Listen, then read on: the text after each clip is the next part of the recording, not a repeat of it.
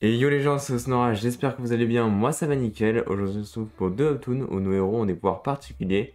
Sur ce, générique. WhatsApp les manoirs, on adore ça.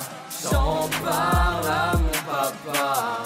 On ne lit que ça, on vit pour les manoirs. WhatsApp les manoirs.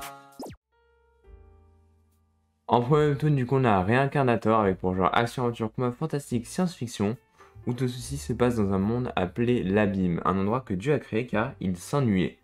Du coup, les humains sont amenés petit à petit dans ce nouveau monde pour mener des combats à mort. Notre héros Kang Eun-soo est l'un des derniers humains les plus forts de ce monde.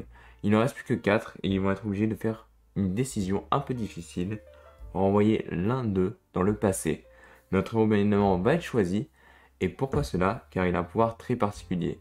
Contrairement à tous les autres, il peut apprendre que cette petite compétence, contrairement à des milliers d'autres, mais au moins les siennes peuvent être améliorées à l'infini, qui fait que sa puissance n'a pas de limite.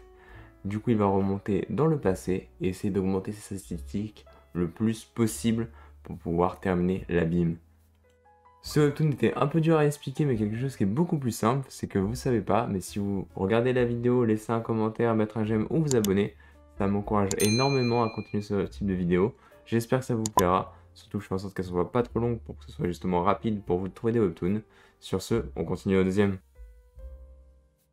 Dame Demonic Sword avec pour genre action, aventure, combat, comédie et fantasy, on va suivre Zegard qui est un héros qui fait tout pour éviter les problèmes. Pourquoi? Parce qu'il est plutôt connu comme l'un des 5 meilleurs guerriers de l'Empire. Mais malheureusement, après une mission un peu malchanceuse, il se retrouve avec une épée démoniaque. Ces épées maléfiques ont une malédiction qui leur est propre à chacune, et notre héros malheureusement ne fait que les attirer avec elle.